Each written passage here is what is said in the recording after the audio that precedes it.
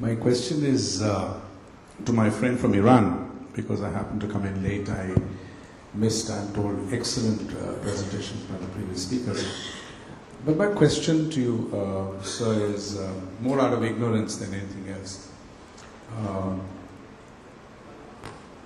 Your presentation talked about well, actually, let me go back a little. We've been having speakers from Iran for the last 4 odd years in this forum. And I find a new tone and a fresh approach to the entire geopolitics and the energy strategy in your presentation, which was not there before. So how do you as a country, as an economy, view the, if I can use the word, polarization which seems to be taking place between the changing role, the emergence of Iran, whereas I wouldn't say decline of Saudi Arabia, but at least the sidelining of Saudi Arabia by the Americans. How would you, as a country, look at that if you just step back a little bit and share with us the inside view, or the ringside view rather, you being more closer to it than some of us who view it from outside? And that's basically my question, and maybe I'll have a follow-up.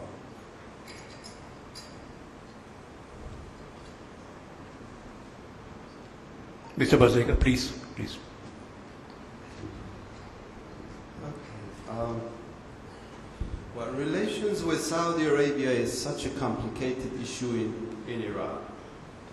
While the media and domestic politics are extremely against giving compromise to Saudi Arabia in different issues, mostly these days coming from endangering Iran's role and interest in the Levant area, in the Caucasus, in Central Asia, everywhere, and of course in the Persian Gulf.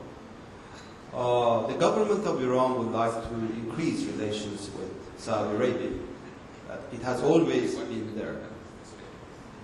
This goes to the fact that strategically the Iranians think that the Saudis are a sophisticated, big player in the region, and behind the scene can do a lot of damages to Iran's national interests. And of course we know well that Saudi Arabia somehow has this view of Iran's hegemonic role in the Persian Gulf, which is not new in the time of Ahmadinejad or Mr. Rouhani, or even the time of the Shah of Iran, I think, because they had this view that Iran is going to dominate the Persian Gulf politics, thereby somehow impose its energy policy on the price in the context of OPEC, other things.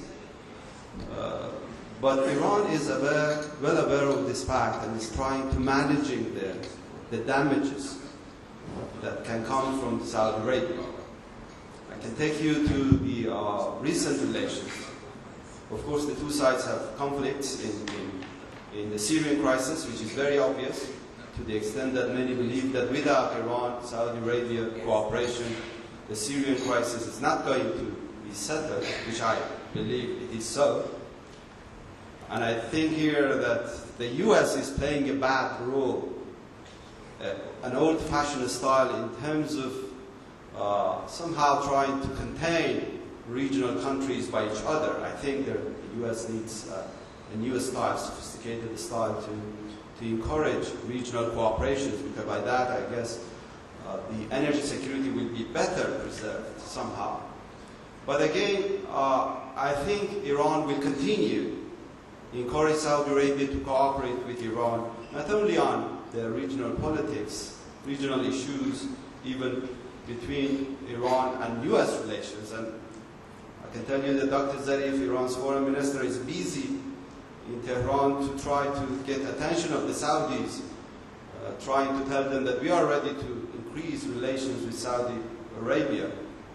And the US-Iran improved relations will not be at the expense of Iran-Saudi relations at the end of the day, because of the regional context of Iran's foreign policy. But again, I think the ball is in the court of the Saudis' strategic view of the Middle East politics and how they view Iran's role as an aspiring nation in the region.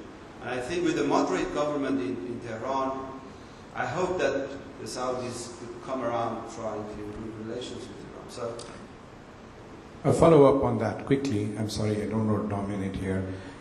3 quick points. One is, how do you know that even if the Saudis are nice to you and you're nice to them, they will still not damage, if you use the word damage, your national interests? And sub to that is, what do you think they could damage? A.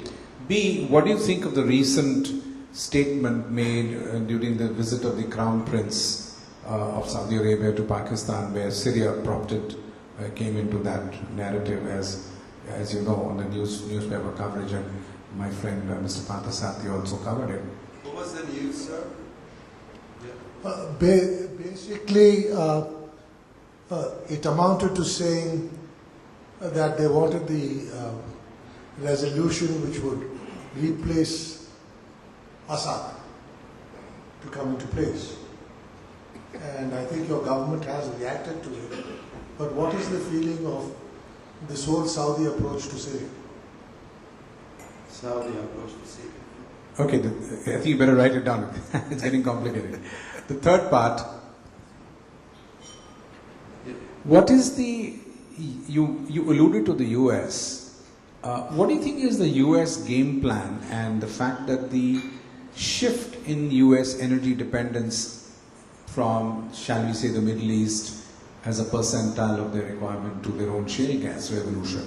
So what do you think is the stake that the US has compared to what it had before, now that it is not so energy dependent? And how important is the Gulf, Persian Gulf politics in the US context according to you? Thanks. Well, I think we are nice to Saudi Arabia. Saudi Arabians are not nice to Iran. Of course, in terms of when I say nice, the government of Iran is nice, and I think deliberately it's trying to expand relations in Saudi Arabia because Saudi Arabia is an actor at the end of the day. So there is a strategy behind it, and that strategy is, of course, Iran trying to balance its relations with the West, but in my belief, the sources of Iran's power are such that it makes Iran a regional country. A regional country that needs to prioritize its relations with its neighbor. And I think here the US is smartly trying to contain Iran by regional countries.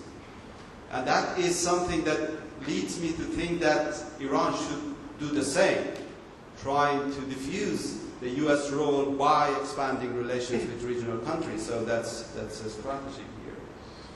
The Saudis' role in Syria is very complicated. I think Iran will be successful because the international community is somehow collecting this impression that the Syrian crisis is turning to an ugly situation, terrorist activities. That will weaken the Saudis' position.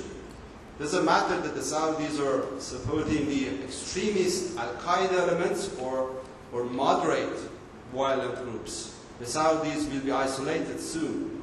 And I think Iran and Saudi Arabia, despite all of the differences, they will sooner or later will cooperate because they know that they should respect each other's role, not only in the Persian Gulf, because this affects the entire broader Middle East. And I think the Saudis would come around, and I think the Iranians should also take steps towards improving relations with them.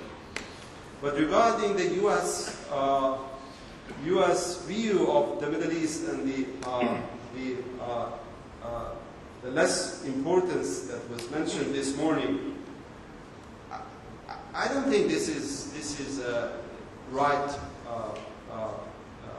analysis of the U.S. presence in the Middle East and the Persian Gulf. Still, I think the U.S. has weapon deals with Saudi Arabia that connects it to the Persian Gulf politics.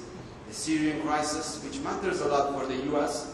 I think President Obama was smart enough to not involve itself in another war in Syria. That shows how the situation in the region matters for the U.S. in the context of the Israeli security, other things, Iran's nuclear issue. There are a lot of things that leads the U.S. to stay in the Persian Gulf politics. And of course, as was mentioned by our friends yesterday to me, that the U.S. And Americans, perhaps, they are not in a mood of being involved in the region. They do not want to be the police of the region. That's why the American government is exclusively influencing the Middle East politics without the public involvement. And that is something that has been in the region. Of course, it's true that the Americans are not regional. They think global. But at the same time, they would like to contain regional politics by regional allies. So far as they have these allies, weapon deal, other things, the matter of their allies' security, they will be there. And I think energy security somehow goes in that context. Thank you very much, Mr. Bazegar. I think Dr. Maria Sultan wants to make some point. Yeah, I just would like to comment on the fact that Pakistan values its Iran relations. And while we have an extremely important relationship with Saudi Arabia, it's not at the expense of Iran, and that would not be a policy choice. So the deal, the visit which you're making a reference to, that whether that was the prime thing which was reported in the newspapers, is perhaps not reflecting the reality as to how the relationship had, how the visit had gone. That was essentially for more defense cooperation, more enhanced bilateral cooperation between Pakistan and Saudi Arabia, and also with reference to Afghanistan, because as the NATO troops would withdraw from Afghanistan, we believe that 28 provinces of Afghanistan, which are currently under the Taliban influence, would also be having an impact in terms of the security situation. So I think in terms of what the Saudis ask for or not, that's another part of the story, but in terms of what would be happening on ground will be seen in terms of how the relationship is seen, not just by Iran or Saudi Arabia, but also by Pakistan. And Pakistan believes that it's better to have a neutral relationship with Iran and Saudi Arabia in this context.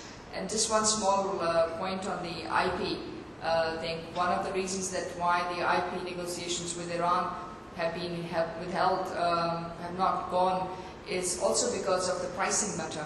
Because at this moment, it is estimated that in Pakistan can convert around 4,000, can generate around 4,000 megawatt of electricity by 750 million cubic feet per day from the gas potential which Pakistan has at this moment. And the discoveries of the third coal gas fields has also impacted on this decision, that whether the gas which Pakistan would be importing from Iran or from the Tapi gas pipeline would actually fit into the pricing at this moment or not.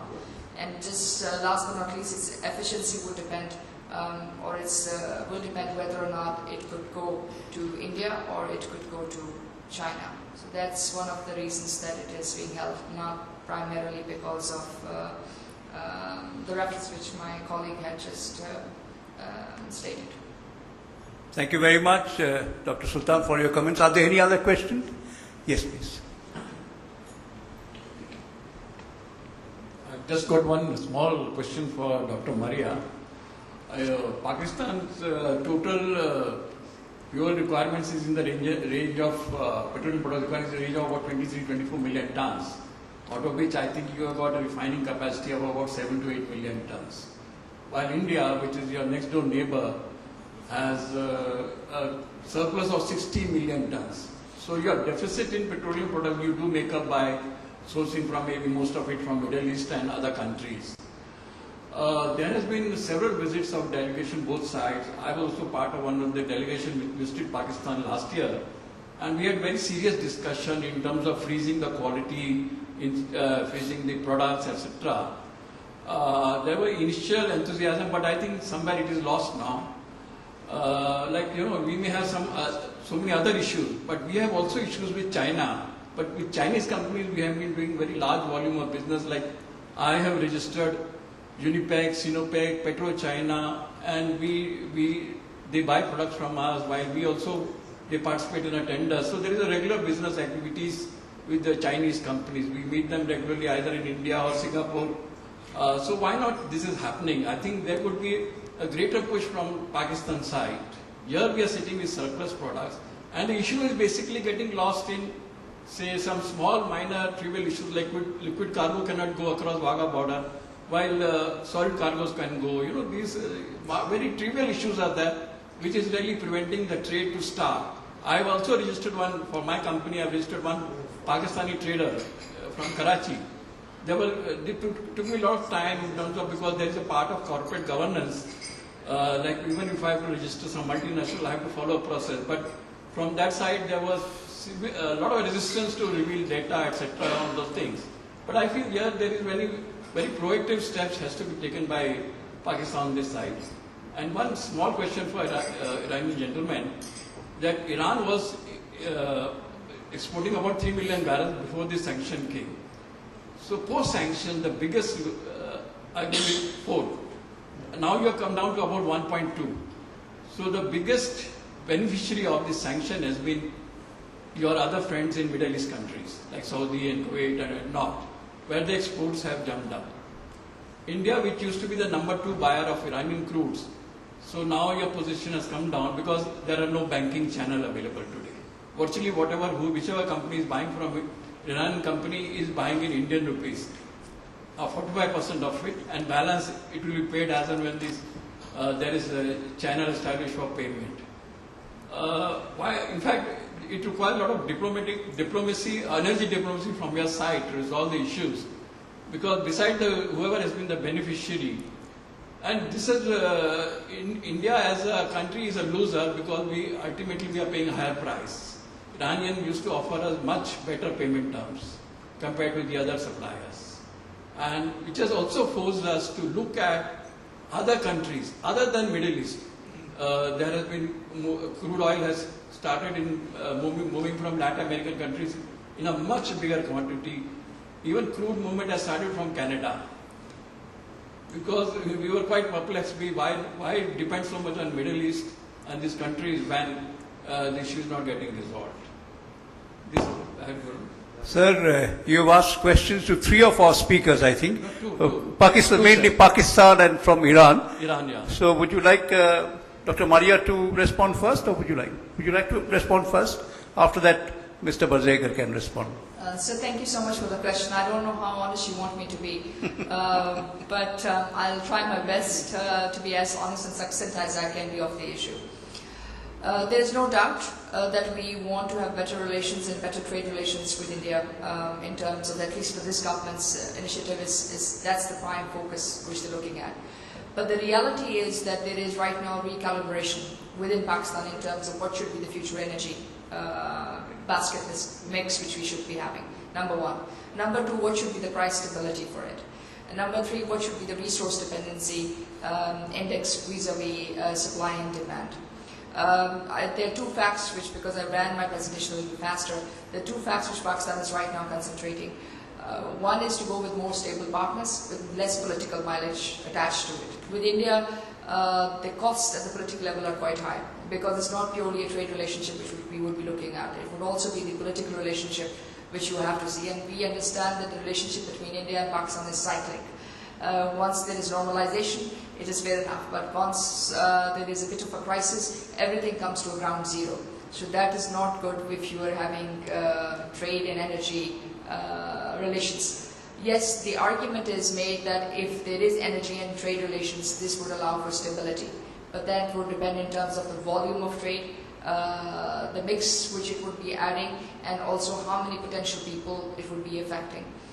So in terms of, unless and until we do not come up with a better, perhaps one idea could be that it should be added to the composite dialogue which happens between India and Pakistan, and there should be a working group on it so that there is technical understanding, and perhaps this could be done so that just like the non-attack on nuclear facilities has remained alive during all crises, it would also survive the cyclic crisis which exists between India and Pakistan. In terms of our ability to go for oil imports, there is a serious rethink on that we should not perhaps be focusing that much unless and until we can find another transit partner. In terms of the people who are filling the gaps, I showed a slide in which we showed thermal around in Gudu, in different areas. So from around 425 megawatts to others, we are building them with Pakistan-US cooperation. And then a lot of this gap is right now being built up by China. Because with China you have more stable relations, 660 megawatt reactors for thermal, and for one of the few companies which would also be investing in the third coal project are the Chinese companies. That is despite the fact that the third coal project, which is around 10,000 square kilometers, is open at this moment for all foreign investments. And there is an energy shortfall of 5,000 megawatts at this moment in Pakistan. So at this moment is a recalibration in terms of how to balance that out, and that's one of the primary reasons that you're facing all the, I would say, inconveniences in the larger trade interests. We as such, we have no issue in terms of exporting our surplus. We are getting a very good price. But here is a country which is a neighbor, so why not sell it as a... For us, absolutely no price. As a company, I export 3.5 million tons, but I have no problem on that.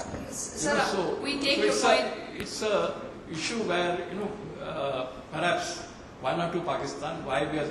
Reliance sells its gasoline to US, South America and all over, while I sell my naphtha to China, Japan, South Korea, everywhere.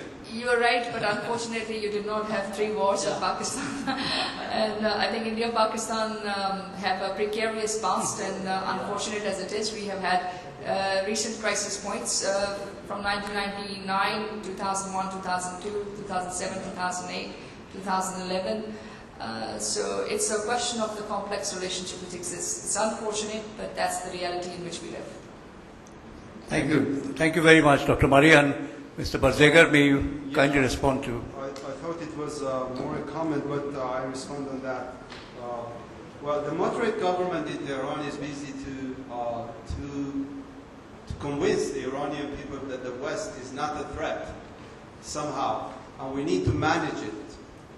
And that leads me to think that Iran's trying to manage the West and America, of course, at the top, by improving regional relations and by stressing that sanctions would change, the lifting of sanctions would change the image of Iran somehow in their relations with countries like India and other countries. Therefore, the lifting of sanctions would, in my belief, improve Iran-India relations in the near future, because the philosophy is somehow changing. And of course, Europe and regional countries, India and others, are there. And of course, in picking between Iran and America, regional countries will pick the most powerful one, not a regional country. Therefore, the government is trying to manage this, and I think this is the right policy.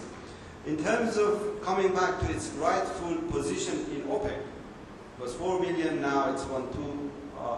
Of course, informal statistics are saying it's more than that, but that's fine because there wouldn't be any oppositions for other countries when you have the capacity. It was in the case of Iraq in the 1990s when Iraq oil industries was destroyed, the Iraqi could manage and come back again, and I think the Iraqi oil industry is taking Iran's position, but that's fine again.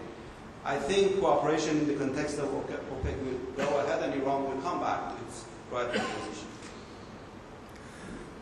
Well, I think we... Yes, Thank you. Yes.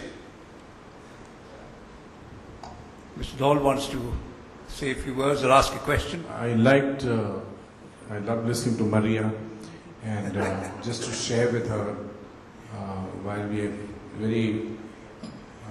she's very correctly said we've had 3 wars with Pakistan, which I'm sure somebody's benefited.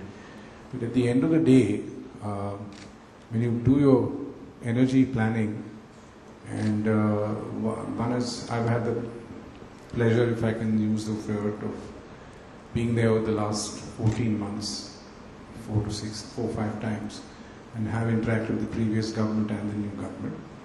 I think Pakistan really needs to, I've been saying this 3 years ago to my Pakistani friends, that you need to develop your thermal resources, which is fine, but the gap between the energy requirement and your ability to kickstart something quickly is at least 5 to 7 years.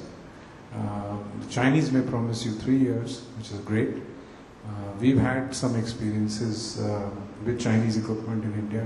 I think you should have a look at sharing it and seeing where we stand. Good equipment, but some issues on breakdowns and efficiencies. So I think while you're designing your energy mix, and I think very appropriately you put it, that you need to obviously strengthen your relationships with all your neighbors. I think the fastest way for you in the next decade to get energy, shall I say, have your energy security in place is to make sure that you have enough hydro coming in from Tajikistan to Kasa and perhaps from Nepal and Bhutan via India. Because in the end of the day, India is only going to end up being an energy exchange for South Asia whenever that happens. So, yeah, yes, Padma, you want to say something? So I think while you are reassessing your requirements, but also, Maria, my appeal to you is, to my mind, it makes no difference to me whether the consumer is a Bangladeshi, Pakistani, or an Indian, or a Sri Lankan. I think we are all going through the same crisis. And for us, energy costs are becoming very important. And industry and commerce is getting affected. And therefore, job generation and employment and the whole supply chain of issues. So I agree with you to some extent. But I also suggest that when you do your energy planning, look east, if I can say so. Not just India, but beyond. Would be a good idea for you to get good hydropower into your energy mix. Thank you so much for your comment. It's extremely helpful. I would just like to add 3 quick points and 3 quick observations to it. In terms of a future planning, we would definitely be considering whatever is available in the region. Therefore the IP, therefore the TAPI, therefore the India-Pakistan energy trade relations. But at the same time, I think there are 2 facts which are usually liberated or not considered while looking at Pakistan's energy potential. One is that Pakistan is actually a resource surplus country. Our problem has been that we have not managed to tap into it for the short term. In terms of a relationship with China, what is perhaps a positive for Pakistan is that it's not something which we're trying now. Perhaps with India, India has tried with different partners, with Russia, with all indigenization efforts, and of course India-China relationships have been, to say the least, been complicated. So in terms of Pakistan, just to give a reference, we have had 1200 megawatt reactors which have been put in place in Chashma, which have operated beyond safety, beyond their design capacity, and are actually working at 330 megawatts rather than the originally 300 megawatts which it was designed for. The Karachi Coastal Highway 2 and 3, which have already been inaugurated, we believe will be up and running by 2019. That means that they will be adding 2,000 megawatt electricity to the grid in the immediate or the near future. And the question is, should we diversify the energy mix? Yes. Should we be looking for future partners? Yes. The real question for Pakistan at this moment is how do we fill the gap for the short term and the medium term? And the short term and the medium term, you will try to capitalize on the resource which you have, number 1. Number 2, build up on the expertise which you already have. Nuclear is one such, 50 years of experience plus around 15,000 personnel who are coming out every year in this field in Pakistan. So that's a surplus which we're looking at. And number 3 is the gas capacity of the country. So in short, you're right, nobody sees who the consumer is on the other side, especially to the energy companies and to the people who are involved in the global energy trade. Nonetheless, none of these countries can exist beyond the political and geopolitical realities of the region. Whether they would be sufficient and big enough to actually transform and convert from a peace community to an actually effective trade community is something which the region has to decide for itself. This would also mean that India would have to be a little bit more embracive and perhaps more flexible in terms of moving away from a security dynamic towards more trade dynamic. So that would require not only transition from Pakistan, but would require transition from all South Asian states, including Iran and Afghanistan, towards a different dynamic for the regional future. And that means we all move away. It cannot be done unilaterally, just like our future, which is linked to each other. Thank you very much, Dr. Maria. Are there any other questions? Can I ask one question? All right. So what has gone wrong? Few years back, we knew that Pakistan was almost exporting electricity to India. What has gone wrong? Like I said, one of the things which did go wrong was the IPPs in Pakistan. It was the oil dependency on Pakistan's energy mix, which is at this moment stands at 72%.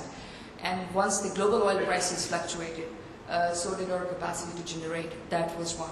And number two was also the terms of engagement with which we had bought the oil domestically, bought the energy domestically from these IPPs. That meant that we did not focus on the thermal side. We did not put investment on the gas development or gas fields to develop for the energy requirements. And we went into a circular debt in terms of providing money and resources. We got some companies from Turkey, which were also part of that.